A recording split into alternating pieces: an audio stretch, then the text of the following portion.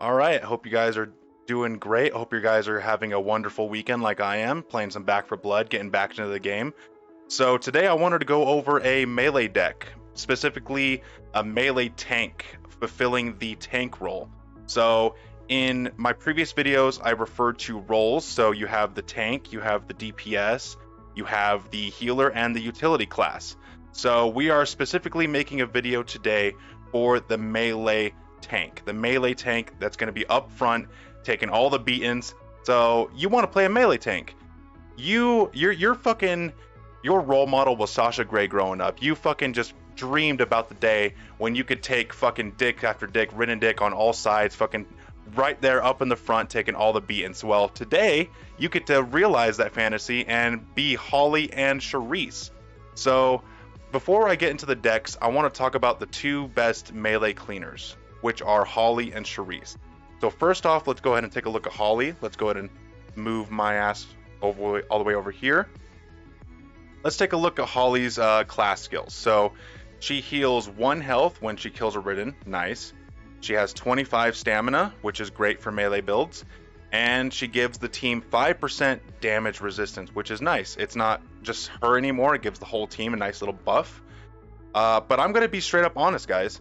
I think that everything Holly does, Sharice just flat out does better. Anything you can do, I can do better. I can do anything better than you. No, you can't. Yes, I can. No, you can't. Yes, I can. No, you can't. Yes, I can. Yes, I can. Nothing on you if you're a Holly main. She's still good.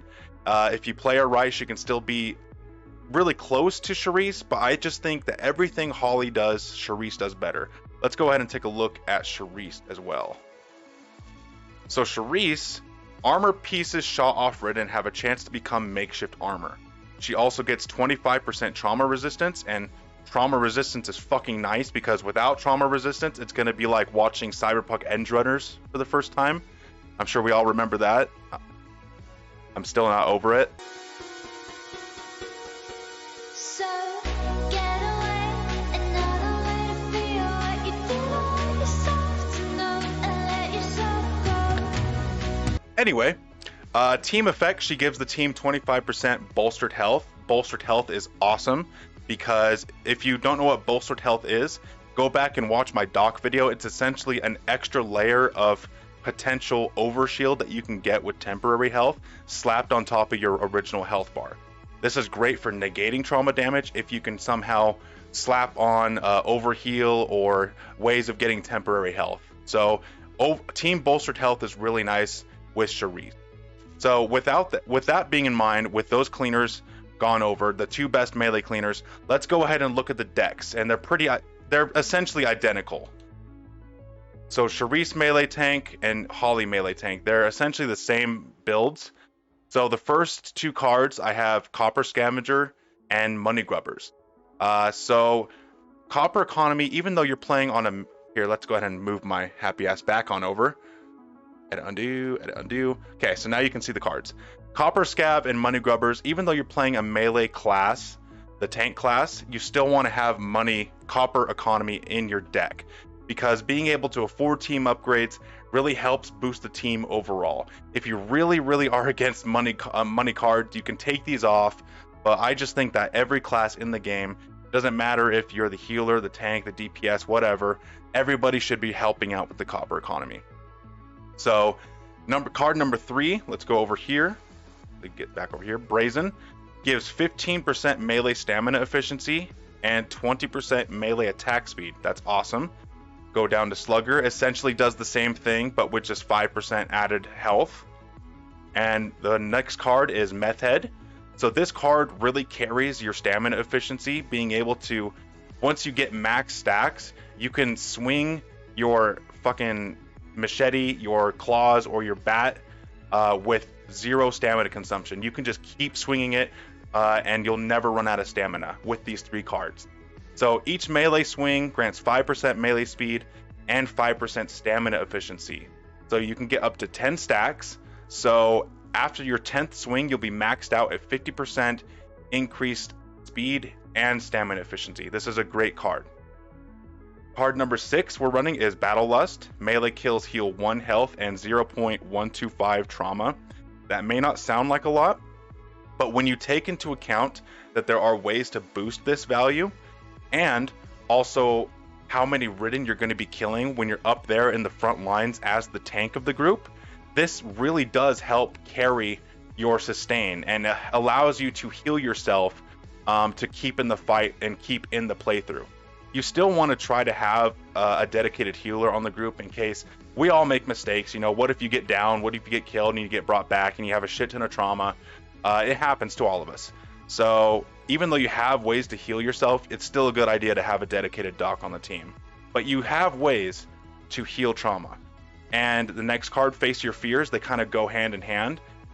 You heal 1 temporary health whenever you kill a Ridden within 2.5 meters. So these 2 cards are actually boosted by healing efficiency, which is why later on in the deck we run EMT back.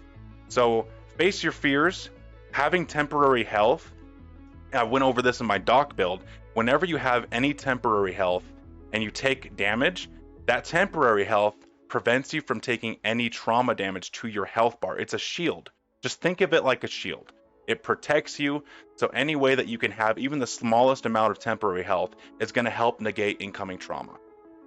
So card number 8, Spiky Bits, 15 melee damage, which is great, helps boost us so we can one-shot most Ridden.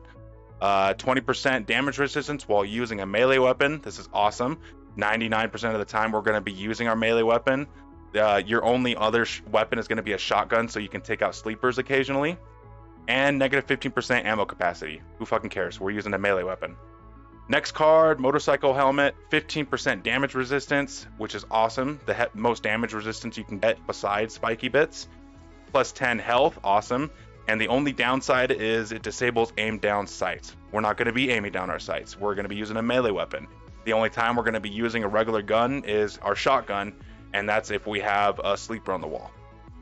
Next card, EMT Bag, went over this. 50% healing efficiency.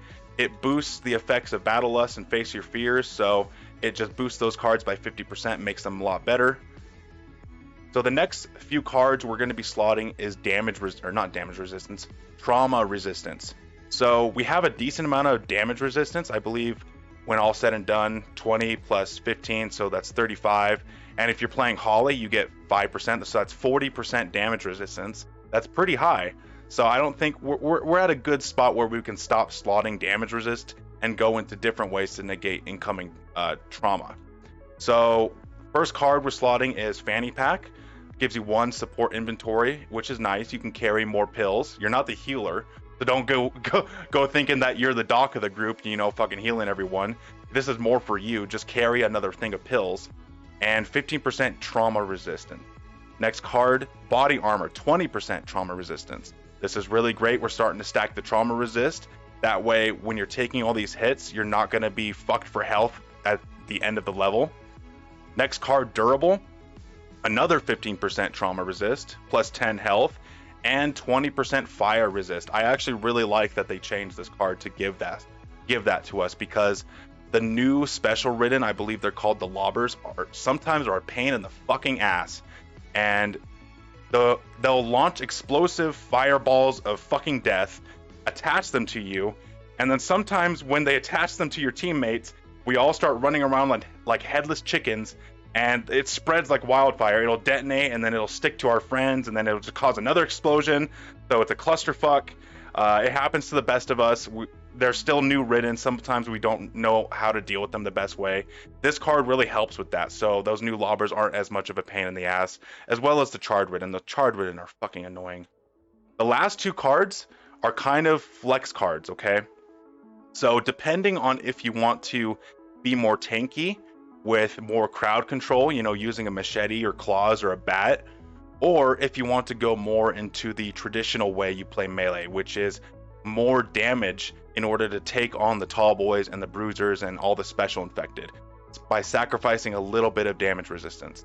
So depending on how you want to play, this is the tankier version. So we have Scar Tissue, take 1 less damage from all Ridden, and 50% acid resistance. I like having acid resist because there's nothing fucking worse than a wretch puking in a hallway that you're trying to hold down for your team.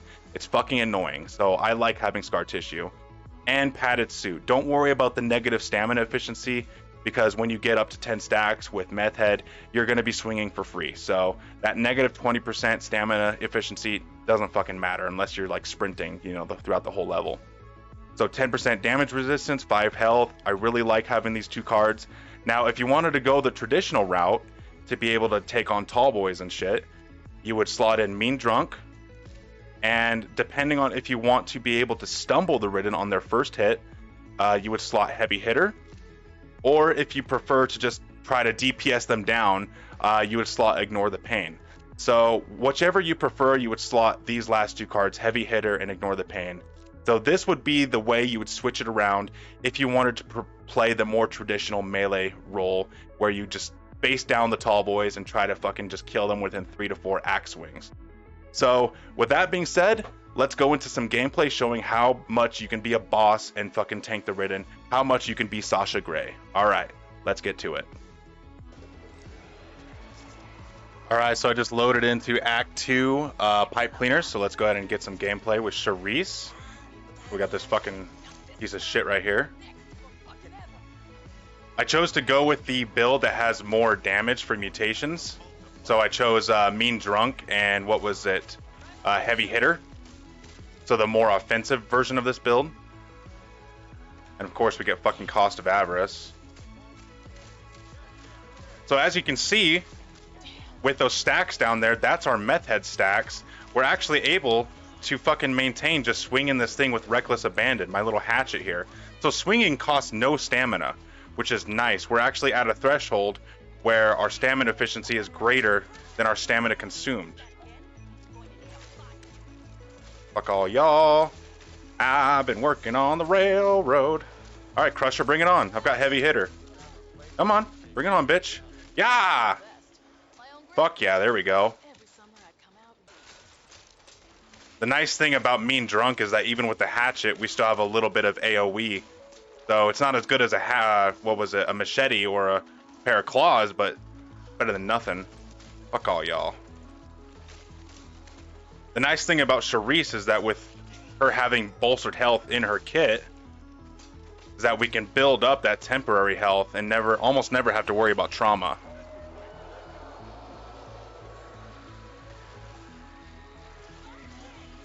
Damn near pretty much did one-shot that fucking urchin. So I might actually start running the more offensive setup. This seems a lot more fun. I've tested both a little bit, but... Oh shit, run! Ah! Made it. Oh, good thing I had a stun gun. Fuck you. Oh, come on. Bots, where are you? Oh, why do I have my... There we go. Took care of his ass. Get some Ridden kills in here. Go take care of him. Okay, good.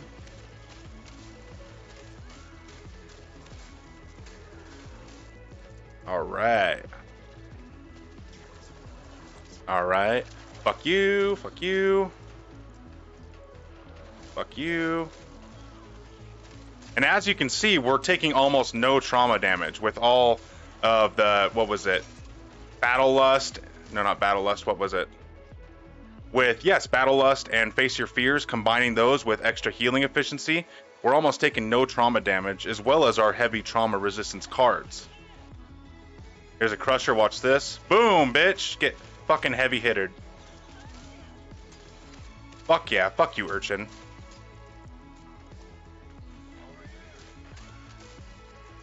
All these little bitches. Come here. Yeah!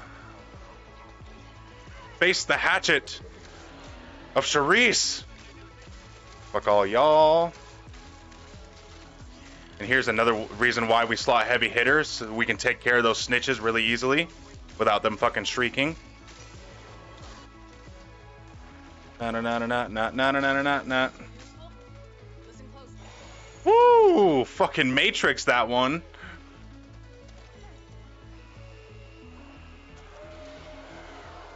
We're just gonna stay over here. Woo! Get juked. We're gonna go in here. Fuck you. Ki! Let me in! Let me in! Let me in!